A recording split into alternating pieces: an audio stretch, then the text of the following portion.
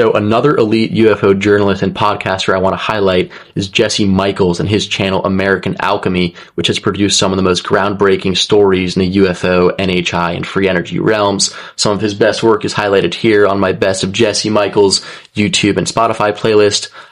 So the definitive guide to the best of American Alchemy. Here are some of his top videos. The Man Who Built UFOs for the CIA, which is the Townsend Brown documentary. There's his documentary on the alien mummies found in Peru.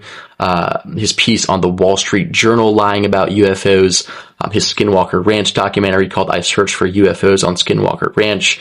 There's his episode with Jason Giorgiani titled Aliens Invented Religion to Control Humanity. There's the Dan Sherman whistleblower story, which is titled The NSA Hired Me to Speak to Aliens. There's I Saw a UFO in a Secret Hangar with Greg Rogers. There's The Physics of UFOs, a fascinating conversation between Eric Weinstein and Hal Puthoff, who is the leader of Project Stargate. There's The Theoretical Physics Powering UFOs with Chris Williamson. He has one with the Skywatcher interview, which is titled Meet the Startup Summoning UFOs. His Randall Carlson interview is titled The Moon is an Alien Spaceship. His one with Kirk McConnell is titled Tesla's Technology is Being Hidden. He did one with David Grush that he titled How I Know David Grush is Not Lying. And then his episode with Michael Schellenberger is titled The Breaking UFO Story, Immaculate Constellation. There's his episode with Diana Pasulka, UFOs and Religion, Vatican Reveals the Hidden Link. And then there's his episode with James Fox, the most important UFO investigator on the planet. And last but not least was his appearance on the Joe Rogan podcast, episode 2331. That is definitely a must watch as well.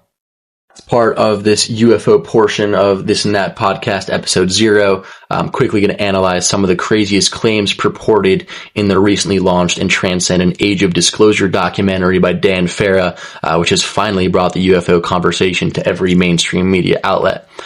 So featuring 34 U.S. government insiders and revealing an 80-year global cover-up of non-human intelligent life and a secret war among major nations to reverse engineer advanced technology of non-human origin, the top players in this documentary are many of the people I've previously mentioned, including but not limited to Luis Elizondo, the former DoD official and the film's narrator who frames the story as a long-running government secrecy problem around UAP and NHI. We got Jay Stratton, the former head of the UAP task force who argues the phenomenon is real and that nations are in a high-stakes race to reverse engineer it. We got David Grush, the former intel officer and whistleblower whose crash retrieval and non-human biologics quote in the July 2023 congressional hearings are treated as a major inflection point in the film's narrative. There's Christopher Mellon, the former senior defense intelligence official positioned as the policy and oversight voice pushing for transparency and congressional seriousness. Dr. Hal Puthoff, the longtime UAP adjacent researcher and quantum physicist, featured advancing the idea of deeply compartmentalized legacy programs tied to the phenomenon. He, of course, was the founder of Project Stargate and one of the leading figures in American modern history of the remote viewing rabbit hole. There's Eric Davis, the physicist and defense consultant, presented as a technical insider discussing alleged hidden programs and advanced physics framing. We got Timothy Gallaudet, who was a retired Navy flag officer who enforces that this is obviously real and operationally relevant, the angle from a naval leadership perspective. There's Marco Rubio, the senior U.S. official in the film, emphasizing the national security implications of unknown objects operating near sensitive sites. Representative Tim Burchett, the House member who's portrayed as a blunt anti-cover-up crusader demanding disclosure and accountability, and Representative Anna Paulina Luna, the House member featured as part of the bipartisan push pressing agencies on secrecy, records, and oversight. And so a key part of the documentary mentions the 6 observables of UFOs. The 6 observables of UFOs are hypersonic velocity, right-angled turns, no visible means of propulsion, amphibious, they go in and out of the water at will, they have automatic acceleration, and they're known to have caused biological effects to humans, which have been said to have caused injury and death. And so the overall explanation could be warp bubbles, which is validated by testimonies like Ryan Graves, who describes the UAP he saw as black cubes inside of clear spheres. And that is essentially why a lot of UFO pictures come out blurry. It's because they're operating within their own environment in these warp bubbles. They could be drawing on quantum entanglement from a faraway source in the universe. but Dan Farrer describes it as you're taking a picture of a fish under the water. Obviously, the picture isn't going to come out blurry because the fish is in a different environment, and that is essentially how these UAPs are operating. They can travel potentially the speed of light, but for them, they're just cruising along because they're inside this warp bubble, which is a different form of environment. And so some of the craziest incidents mentioned in the Age of Disclosure is the 1989 Soviet UFO recovery, which allegedly came with 4 non-human bodies. There's the Holloman Air Force Base in 1964, New Mexico, when an alien literally deboarded the UFO. That there's testimony from George H.W. Bush about this sighting. Allegedly, there was three UFOs hovering over Holloman Air Force Base. One UFO landed, an alien got out and interacted with CIA and Air Force personnel. There's claims of Egyptian hieroglyphics on the crash in 1947 Roswell. There's the Ellsworth 1953 sighting, which is said to have been the size of a super Walmart building. That's testimony by Mario Woods. There's the Bob Salas and Malmstrom Air Force Base sighting, which they're said to have lost 20 nuclear missiles to UFOs. The UFOs were literally just deactivating our nuclear sites. And then there's the Vandenberg sighting of 1964, also referred to as the Big Sur UFO. And the Vandenberg UFO allegedly was the size of a football field, matte black, was just hovering over the Air Force Base for hours. That is described in detail in Robert Hastings' books, UFOs and Nukes. And so in recent history, there has been 366 official sightings admitted since 2021. NASA has finally had its first public UFO meeting. And the Age of Documentary essentially concludes that we have evolved more in the last 80 years than in the previous 200,000 as Homo sapiens, and we are essentially on the verge of being able to warp space-time. The overarching claims and theories in the Age of Disclosure is that the CIA is the quarterback of the whole operation. They're the ones leading the charge with the defense contractors, Air Force, Pentagon, and Department of Energy serving under them. There's Hal Puthoff's idea that some of these crashes are non-human intelligent gifts to humanity in order to advance our tech. The idea that this is essentially the Manhattan Project on steroids, and whoever wins the reverse engineered race is the next superpower for centuries. They present the idea that the Vatican is well aware of NHI and that there's some type of long-standing connection between NHI and Christianity. The notion that the Air Force is a part of the cover-up, but the Navy isn't. It's quite weird that a lot of the whistleblowers are Navy pilots as opposed to Air Force pilots. It's kind of like if there were advanced submarines and the Navy had nothing to say about it. There's Eric Davis's warp field theory, which is why the craft is isolated from its environment, and the bubble rides space-time like a surfer, which is why they don't feel what humans would do to turn their bodies into jelly. And so the signal from the radar is distorted by the energy field around it, and the space-time barrier breaks through to create a warp bubble that dilates reality and bends physics. In addition to the warp bubble theory, there's the theory of quantum entanglement, that UAP are drawing on a remote source from somewhere else in the universe for its power. And some of the best questions in the documentary are from Representatives Nancy Mace, Tim Burchett, Anna Paulina Luna, Congressman Ogles, AOC, and Moskowitz. And they're basically purporting that the funds are intentionally being misappropriated and funneled into these black budget UAP programs. And then perhaps the craziest claim is that there was a 27-person committee that decided whether or not to kill Dave Grosh and Luis Elizondo. Lou said, "We were poking the bear," and an extremely senior person in the government and intel community who remained unnamed told him there was a decision with his life on the line. And he's quoted saying in the Age of Disclosure, "If you find my body floating in the Pacific, you know what happened." So some of the most hard-hitting quotes from the Age of Disclosure was David Grush's famous quote that non-human biologics came with some of these discoveries. And, when Grush said non-human biologics, there was an audible gasp in the courtroom on that day in July 6, 2023.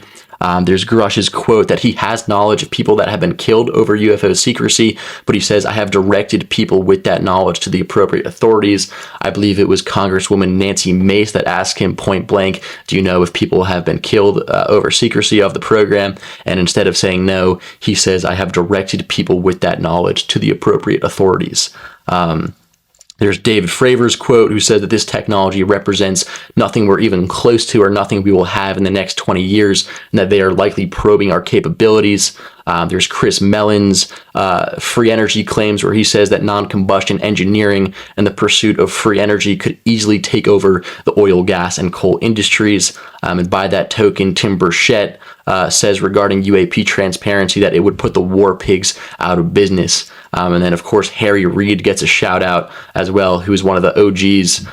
Senate Majority Leader Harry Reid was one of the central figures, who's now deceased, but he's one of the key figures in modern government transparency regarding the UAP. There's Hal Puthoff at the end of the movie. He says, "I never thought I'd see this day where this info was relayed to the public, and now that I have, I'm hopeful it will filter down into our society to where everyone realizes that the human species is in a melting pot of other species." And then Jay Stratton says, "I hope American people will eventually know the full truth, but we are entitled to handle the baseline that we aren't alone." And Stratton also says, glaringly, "I have seen with my own eyes non-human craft and non-human entities." And the final quote that the Age of Disclosure ends with is probably one of my favorite quotes of all time by one of our founding fathers, Thomas Jefferson. Jefferson says, "I am not an advocate for frequent changes in laws and constitutions, but laws and institutions must go hand in hand with the progress of the human mind. As that becomes more developed, more enlightened, as new discoveries are made, new truths discovered, and manners and opinions change, with the change of circumstances, institutions must advance also to keep pace with the times. We might as well require a man to wear still the coat which fitted him when a boy, as civilized society to remain ever under the regimen of their barbarous ancestors." And, in my opinion, I think that not only is this the most important UFO documentary ever made, I think this is the most important and profound documentary ever made, period. I think that this is the true turning point of the century, which was released right near the 62nd anniversary of the JFK assassination. To cap off the finale of the UFO segment of this podcast episode, here are some of the biggest and most profound questions on the UAP topic that continue to remain unanswered. I actually had this multifaceted question prepared when I went to see the special premiere of The Age of Disclosure with an exclusive Q&A with some of the whistleblowers I previously mentioned. I unfortunately did not get to ask my question because they did not open it up to the audience, but here are some of my thoughts on what I deem to be the most important questions in the entire UAP free energy non-human intelligent discourse. First off, when was the modern origin point of contact? Was it 1947 Roswell or before? Was this just contact with a UFO craft, or were there actual alien beings involved? Should we lend credence to the free energy theories spouted by Thomas Townsend Brown and the Byfield-Brown anti-gravity effect, Nikola Tesla and his obsession with the Great Pyramids and getting blacklisted by J.P. Morgan and Rockefeller when he switched his mission from the light bulb to free energy, as well as Isaac Newton and his obsession with alchemy and creating the Philosopher's Stone in the pursuit of human immortality? Was free energy developed in antiquity by pre-flood ancient advanced human civilizations, which is kind of highlighted by the Great Pyramid power plant theory? Should we believe in the conspiracies of cases of other free energy inventors like Stanley Myers and the water-powered fuel cell, Eugene Mavlov, Stefan Marinov, Dmitry Petronov, who made inventions in cold fusion and plasma batteries, who all met untimely and suspicious deaths as their work was approaching commercialization? Does this free energy technology exist and is being perpetually black-shelved at defense contractors like Raytheon, Lockheed, Skunk Works, that would render the entire fossil fuel system obsolete, but is being kept under wraps by a cabal that essentially operates above government and controls the world? Have there been multiple intentional alien contact events with the government, as claimed by some whistleblowers? And is there any credence to Canadian journalist Serge Monat's Project Bluebeam theory, and the theories that Luis Elizondo is a disinformation plant, and potentially the Age of Disclosure as a whole as a disinformation campaign to manipulate the public into being susceptible to a fake alien invasion in order to create a one-world government? So Serge Monat, one of the biggest conspiracy heads of all time, he had quite the untimely death in 1996 after he was arrested for no other reason than writing a book about Project Bluebeam and the theory that one day there was going to be a fake alien invasion in order to create a one-world government. And And last but not least, what are the types of alien species? A lot of people have claimed that there's a reptilian species, the Greys, as some refer to, the tall whites or the Nordics, and potential future humans. So we're looking to discover what the actual species are. Apparently there's 4 different species. So yeah, this is the Age of Disclosure. I think it's the most important documentary of all time, and that definitely caused me to introspect and come up with these different questions. And President Trump is expected to step up to the microphone at some point in 2026. There's speculation it's going to be on July 8th, the anniversary of Roswell, to make that announcement that we have made contact with non-human intelligence decades ago, and there has been an 80-year cover-up, and there's an active Cold War to successfully reverse engineer this technology. I think if any president's going to do it, it could be Trump. I certainly hope he does. I've been on the UFO topic for years and years, and a lot of my theories have been being vindicated. It used to be a conspiracy, are UFOs real? And now that question has been answered. It used to be a conspiracy, are UFOs representative aliens? And that question seems to be answered too. It used to be a conspiracy to say, is free energy technology being kept under wraps? That conspiracy seems to be answered as well. So up next, we got our Money Runs the World section, our Ancient History and Lost Civilization section, and of course, lastly, we're going to have the Quantum, Psychedelic, and Consciousness section, all a part of This and That podcast, episode 0. Stay tuned.